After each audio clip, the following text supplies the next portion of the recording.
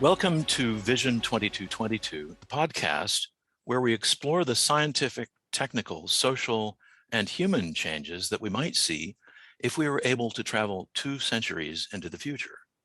We interview leaders in science and technology and experts in business and the humanities to look into the possibilities of the future. Vision 2222 is the brainchild of Mikhail Gladkikh and his co-hosts, Amanda Chadee and myself, John Marsh. I'm an administrator in a major research university in Houston, Texas, where I get a ringside seat into the amazing research into the new materials that will enable us to thrive in the future. Our guest today is David Pham, Senior Materials Engineer at TerraPower. I've had the good fortune to know David since the summer before his freshman year at Rice, when he dropped in at the Smalley Institute for Nanotechnology and began doing research with some of the top chemists and material scientists in the world. David went on to get his BS in Materials Science and Nanoengineering at Rice University. I'm Amanda Chadee, consultant and mentor to early stage startups in biological and life sciences. I specialize in business development and funding strategies to support early stage startups in the big leap from lab discoveries to creating and selling valuable commercial products. And my name is Mikhail Gladkikh. I'm your co-host. I am a technologist and I specialize in 3D printing, digital supply chain, and everything that's related to Industry 4.0. I am also a science fiction writer, and I write science fiction in my spare time. And of course, Mikhail is joking about spare time. There is no such thing in the Gladkikh household. All right, David, tell me something about yourself. I have, as I said, known you for quite a while, but I'm not as familiar with your current career. I know that you and Mikhail met at Baker Hughes, and I know because of your character that you're constantly pushing the edge of the envelope to new things, new technologies, and applying them in industry. But tell us a little bit about yourself and what brings you to your current career. Thanks, John. It's a pleasure to be on the show. As mentioned, my name's David Pham. 3 months ago, I joined TerraPower, a nuclear energy company, through a contracting agency called Thomas Thor Associates.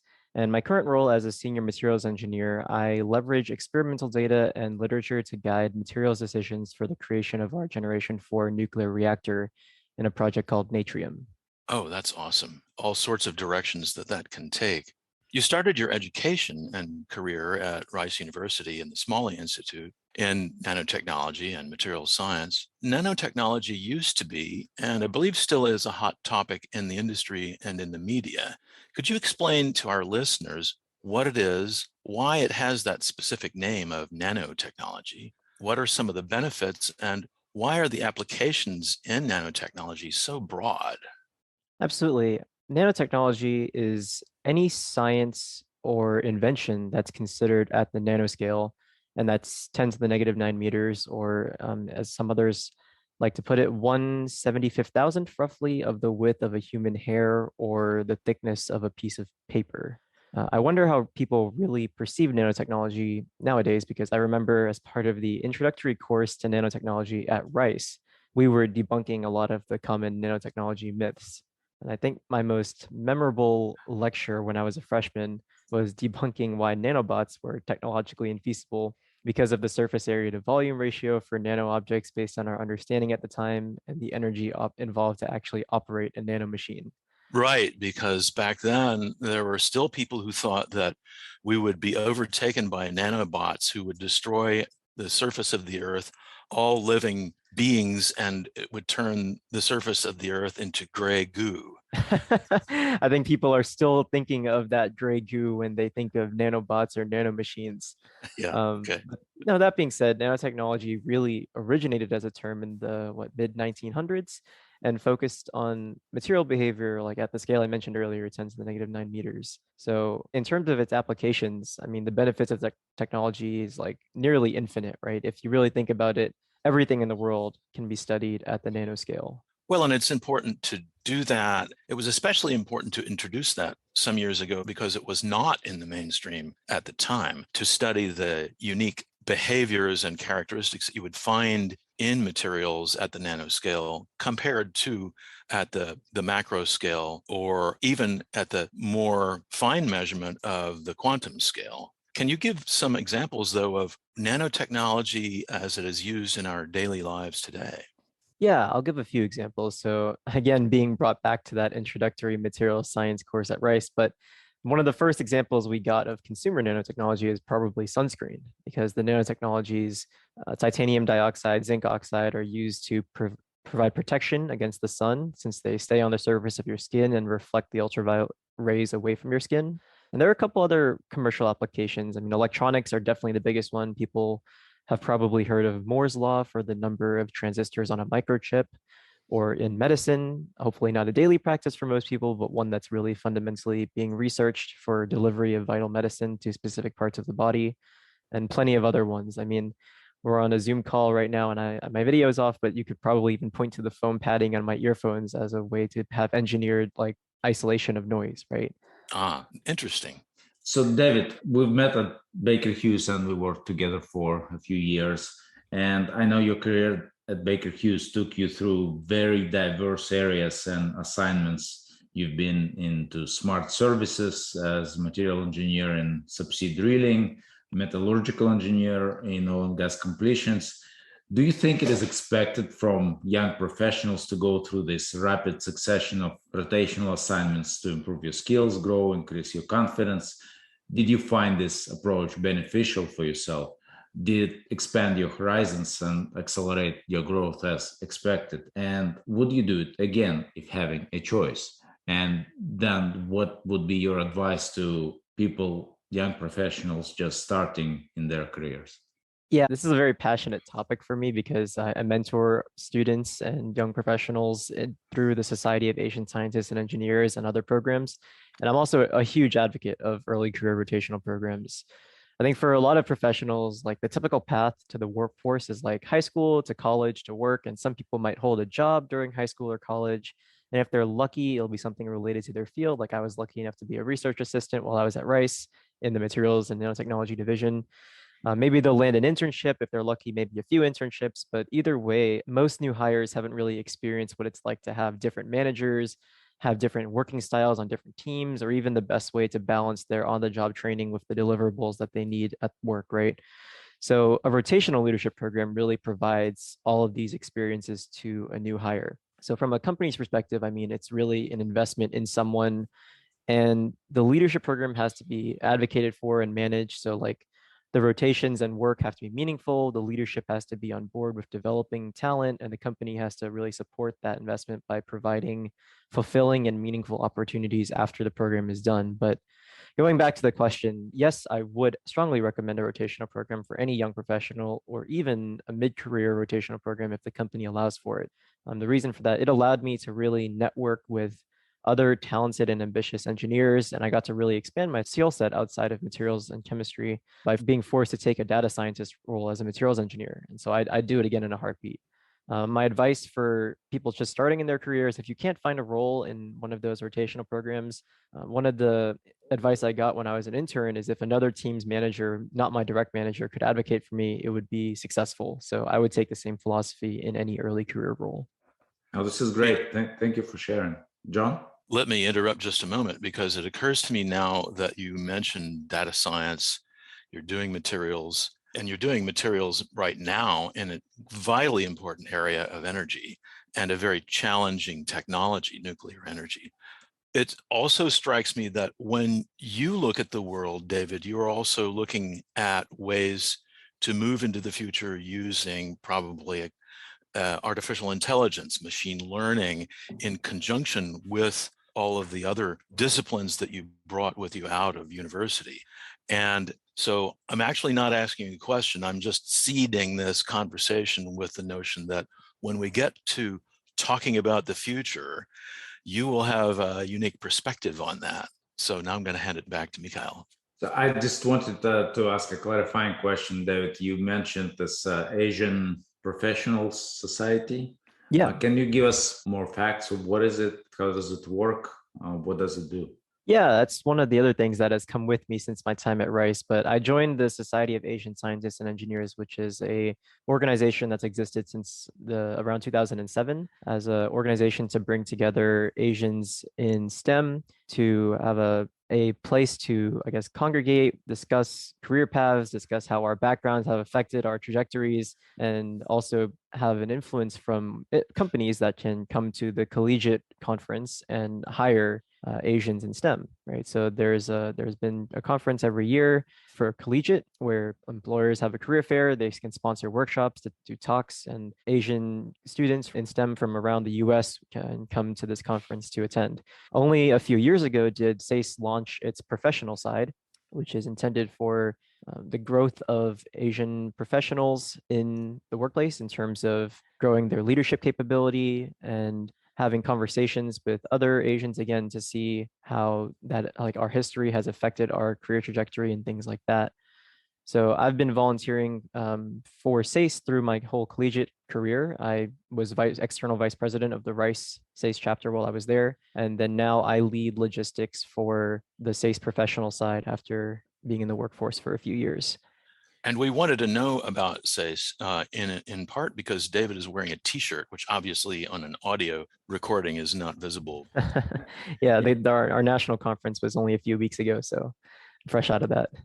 And I believe this is extremely important to have that networking and like-minded people with maybe somewhat similar background and cultural background as well outside of your company that you're working for, have this diversity of thought, but based on somewhat similar cultural background. I think this is extremely important, and it gives people tools to advance in their growth in their careers and build these networks and get new friends and new acquaintances. So Yeah, that's absolutely. really I mean, coming from my family, who my parents like didn't finish university or anything like that, I really try to give back to the community by supporting first or second generation college students in the Asian community. So that is definitely a passion of great. mine.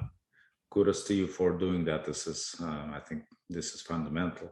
And to continue on that topic, you, David, you represent a new, fresh cohort of professionals in their early years, career years, or just entering the industry. What do you think are the most important factors for you and your generation when choosing the work environment? There's a lot of debate going on today. For example, office versus remote versus hybrid. Different generations look differently into that. So what do you think? What are the key drivers here? What are the key passions for this new cohort of young professionals? What do you think? Yeah, that's really a tough one, especially with the whole great resignation in the last few years, right? So I can speak for myself first and say that I stayed in engineering because I really enjoy working on a product that I feel will make a difference in the world.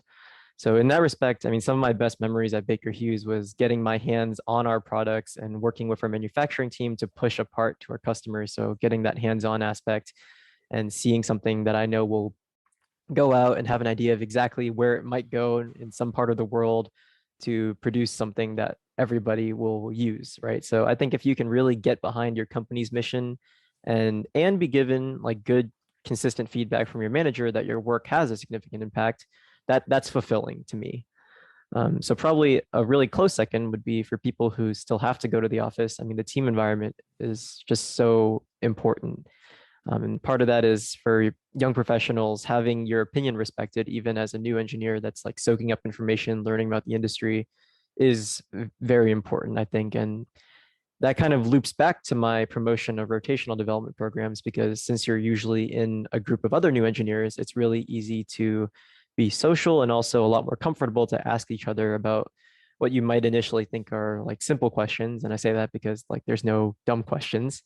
But sometimes it's uncomfortable to admit like, hey, I don't know an acronym or I don't know what this industry term means, right? So having that network and supportive environment is pretty important, I think, for any new professionals entering the industry.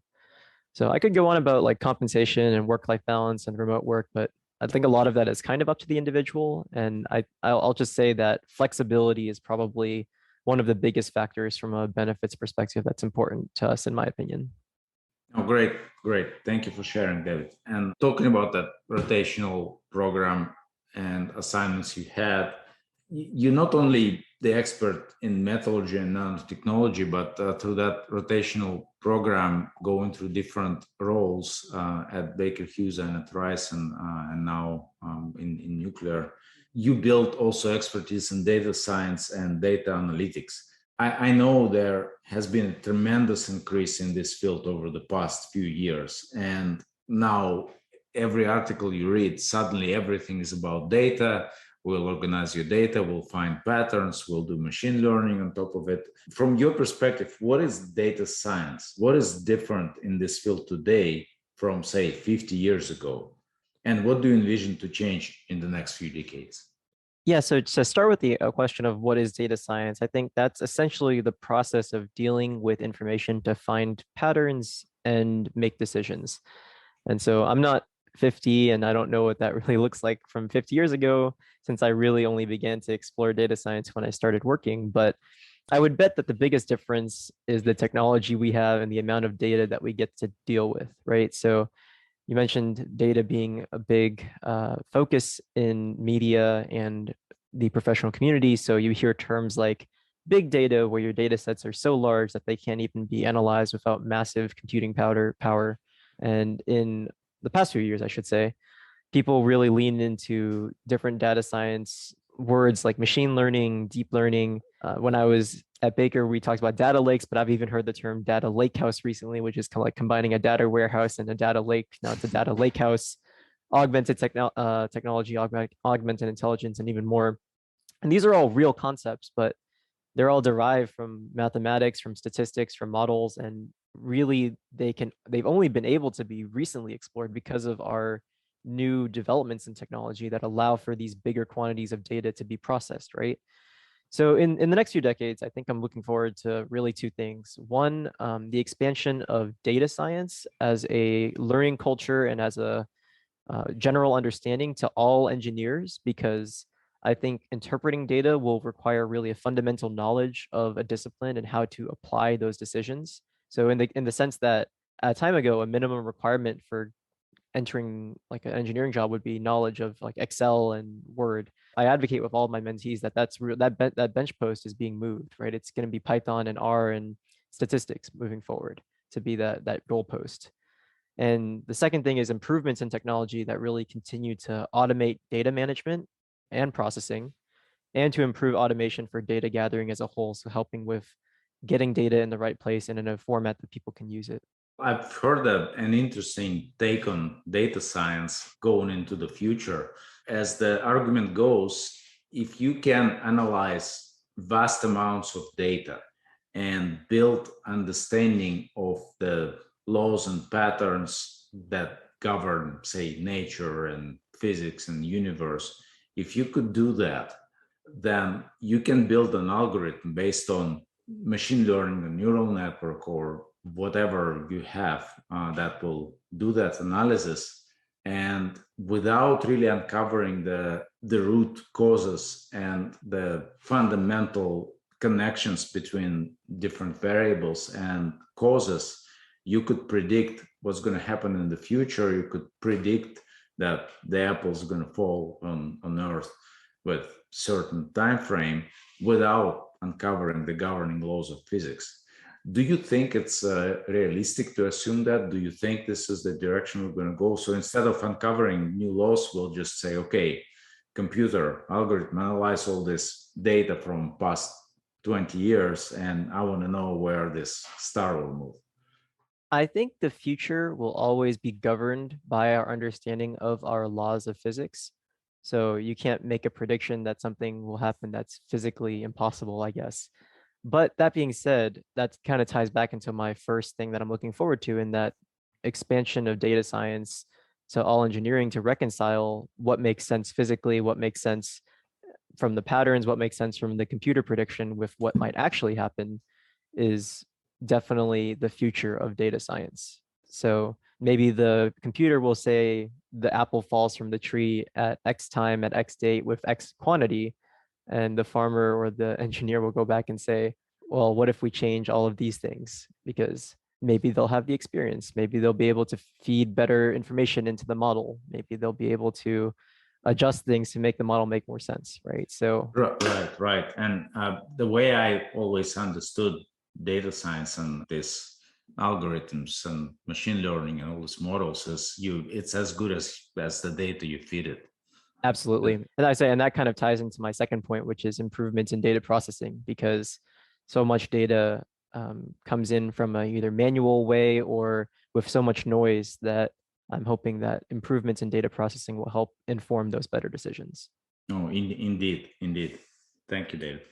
So, David, it was nice to hear so far in the discussion about your professional journey and your roles in different assignments. You mentioned earlier about that introduction to material science course in your undergrad and how it shaped your thinking and your passion to make a difference also in mentorship. And I can relate to that myself. When you look at our world today, I think most people are often not aware that everything we own came from the studies of material properties. So materials are such an integral part of human civilization, our past as well as our future. And you're clearly passionate about the field. So tell us, what excites you in the field of material science?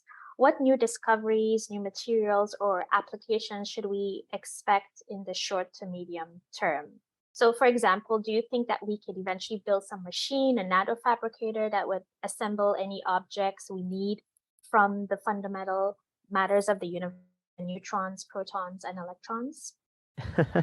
What you're describing there, I think, is kind of the dream for additive manufacturing, isn't it? It's kind of, we're starting with powders, and ideally we start building things from even more fundamental building blocks of the universe. But I think we're quite a ways away from that. Even understanding those particles in a fundamental sense is still something that physicists are working on, and something that a lot of companies are trying to work on, especially electronics, in terms of how they can process things at a smaller and smaller scale. But I'm not going to say it's impossible. I think it's definitely a long-term goal. I think in the short term, I'm personally pretty excited to see material developments in my lifetime from recycled materials, actually. So I admit I'm not as up to date to these as I should be, but last I heard, there are research efforts to sequester carbon in concrete, for example, create polymeric material that more easily degrades instead of being sent to a landfill. All sorts of things being done to utilize recycled material to prevent the need for new material to be either created or filling up, like I said, a landfill or a trash can. So I'm really looking forward to seeing how these efforts are commercialized and improved on, so that the Earth as a whole continues to be improved and developed, and ideally better for future generations. I like the point about recycling because I believe, like, we're at a point in our human civilization where there's just materials everywhere. So do you think that eventually with recycling, it's just a matter of there's really no innovation in that? So do you think that innovation in material science will eventually sort of slow down, or there's just going to be new discoveries? I would challenge there's no innovation in recycling, because I think as long as people create new materials, there's always going to be research to recycle those. And I think the biggest example of that I can imagine that is recently taking off is the recycling effort of lithium-ion batteries, right? Because the mining of lithium and the popularity of electric vehicles is only making it more important that we recycle those lithium-ion batteries to be either recreated or used again in the future. And that's a whole market that I think is still in its fundamental or early state. So, the commercial viability of recycling is a difficult one, because you have to say that I have a value proposition where I spend X amount of time researching this process. It has to return some amount of material to make my time worth it. And sometimes those efforts don't kick off until the industry itself is already popular, right? And by then it's a little too late, because you're already going through a lot of material. You already don't have the waste streams to collect that material to be recycled, but it takes some real foresight to develop a material and think of the stream of how it's going to be disposed. So I really do think that recycling material has a future that involves innovation beyond just the initial development of material. And that actually flows nicely into my next question, because when you think about our future, right now, there may be some challenges in material sciences that you think we may need to overcome to keep human civilization growing without running out of resources or even creating some drastic or serious environmental problems. So, what scientific and engineering breakthroughs do you anticipate that we may have in 50 years, 100 years, or even as far as 200 years away by the year 2222? First, I mean, do you think that humanity will evolve by that time? I think it's important to really reflect on the progress that humanity has made rather than all the shortcomings of humanity. So, I mean, for example, if you look at the amount of time it takes to harvest a grain of rice a couple hundred years ago versus right now, right? We've made huge steps in solving the problem of food for developed countries. So I'm confident that humanity will innovate to solve problems as they get more awareness. So let me put it that way. So awareness, of course, is step one. And I think that we're doing a pretty decent job, but we could be doing a better job at raising awareness of the problems that we're facing as a society or as a entire humanity, so to say. In the next 50, 100, 200 years, I think keeping on my theme of renewables, recycling, and working in my field of nuclear, I have to say that I hope nuclear energy takes off, especially in the United States. And I was going to say explodes, but that doesn't sound right. Too much of a negative connotation there. But let's say it takes off or becomes more normal as a source of energy. And nuclear is just a part of the solution, right? I think the renewable portfolio as a whole, like hydro, wind, solar, nuclear is going to be a part of that entire portfolio. It won't be the answer because there's not really a single answer. There's going to be a portfolio of solutions that have to work together to make an answer. But the new generation of reactors with like improved safety, smaller footprints, improved energy generation are going to be a huge part of what that future looks like. So I would say in the 50 to 100 year time frame, I'm really hoping that that energy portfolio becomes more balanced toward renewables. It's going to be a huge step toward the future of the Earth as a whole. It's really hard to imagine other engineering breakthroughs in 100 or 200 years, but I can definitely imagine the ones that I'm hoping will take off, which are self-driving cars, already exploring how data and materials are both used to improve that technology, hoping that they'll be more refined by then. And 200 years, yeah, it's hard to imagine. I hope like the internet and Wikipedia are still around by then because I'm sure they'll be massive in terms of even the data standpoint. I want to dig a little deeper with nuclear energy because I believe there's a lot of misconception around it. So if you can just briefly describe what it is and why do you think it's going to be so important in the near future? Nuclear really does have a negative connotation, doesn't it? After, I think a lot of the older generation still remember the nuclear accidents that have happened and say that you don't want that to happen near you or you don't want to live near a nuclear reactor for that purpose.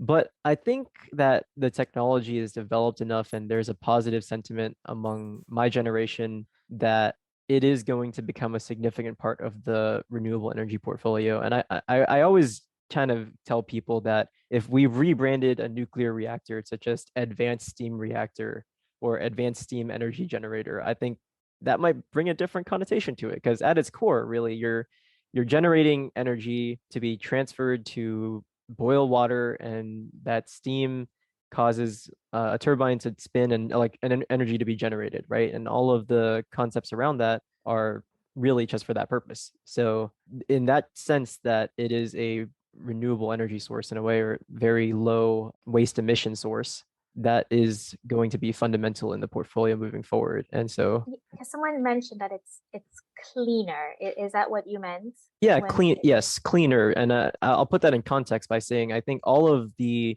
nuclear waste generated by the US in the last 50 years could fit in a football field to a depth of no more than 50 yards or something like that, less than that.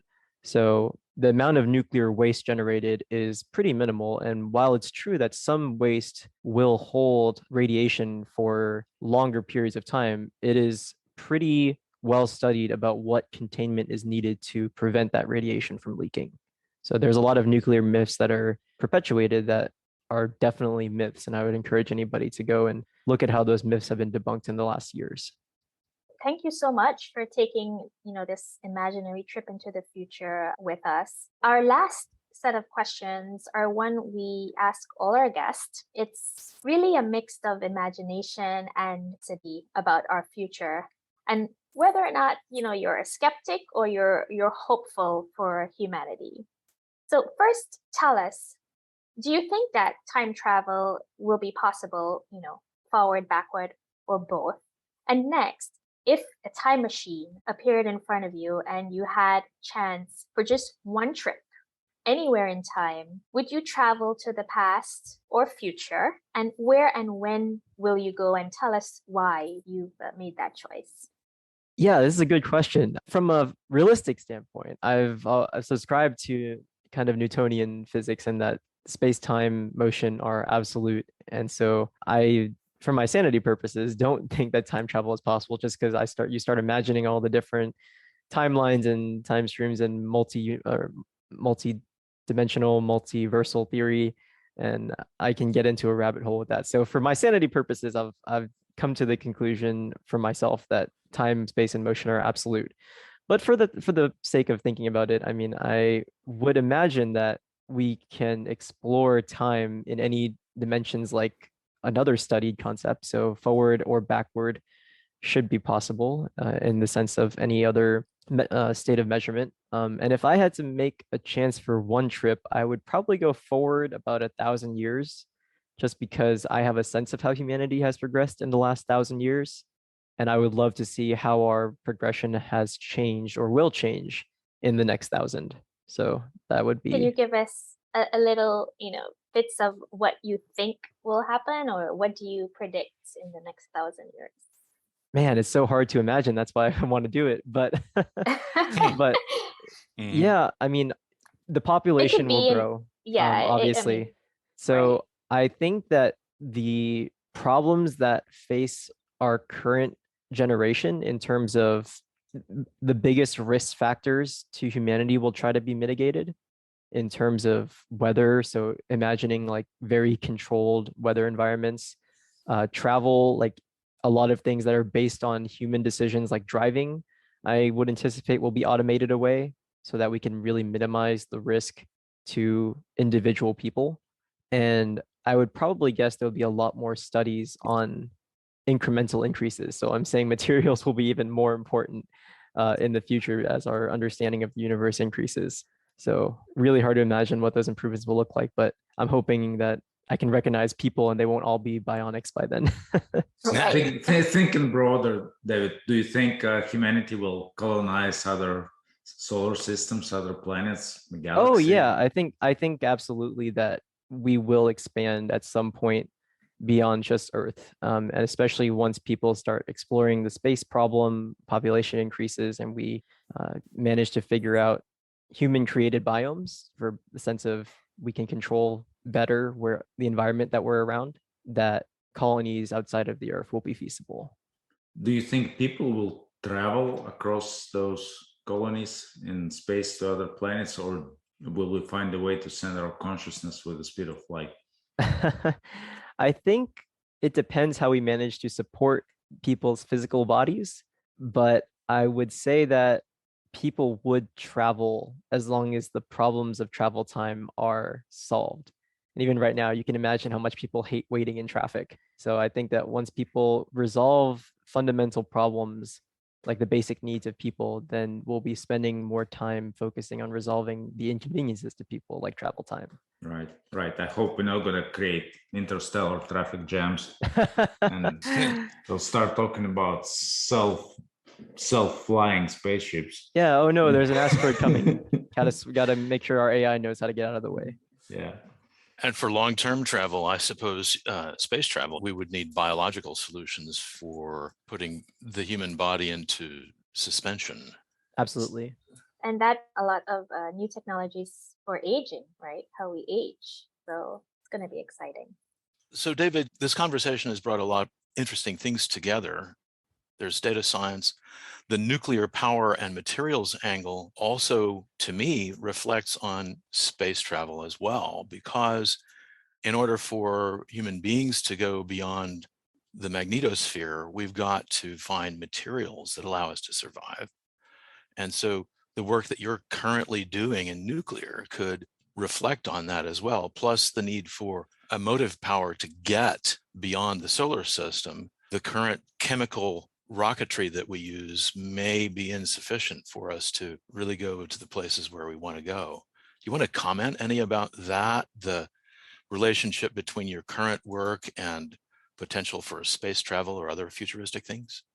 I definitely think as nuclear continues to evolve as a controlled energy source, I mean, even now the reactor designs that we have are much more compact, more efficient, and safer than previous generations of nuclear reactors, that in the future, it's not impossible to imagine that it could be confined to a very small scale that still provides enough energy for an individual device. So if material advancements grow to the point where we invent much more efficient coolants, much more efficient modes of energy transfer, heat transfer, much more efficient ways of creating a cycle for our water vapor to be recondensed, for instance. So some incredible material that is allowed to have high thermal conductivity and allow those cycles to exist. It's not out of the realms of impossibility, but definitely a long ways away.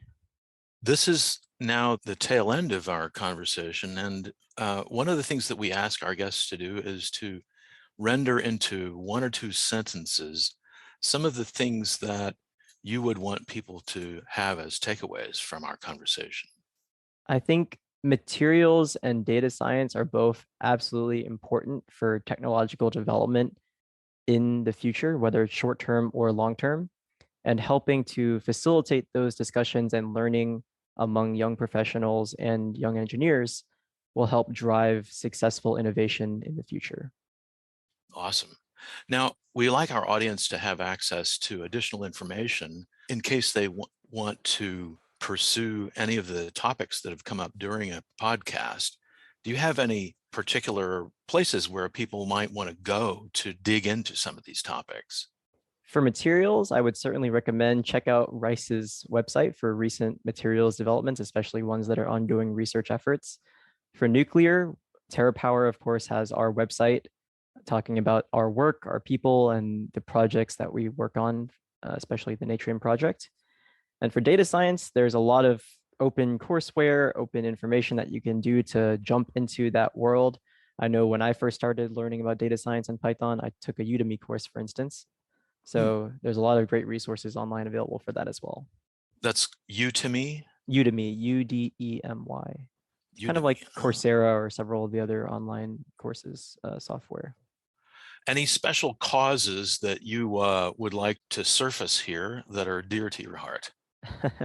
I've already spoken a little bit about SACE, so I'll do another shout out for the Society of Asian Scientists and Engineers. Definitely, no matter what role you have, look for efforts in your community for outreach and to continue mentorship of people. Cool. Any additions from anybody on the call? Thank you, David, for being here. We enjoyed your conversation tremendously. Thank you. Yes, really appreciate your time and insights, and it's been a great conversation. Thank you, David. Thank you guys for inviting me. I'm delighted to be here and happy to have the chance to share information with the world.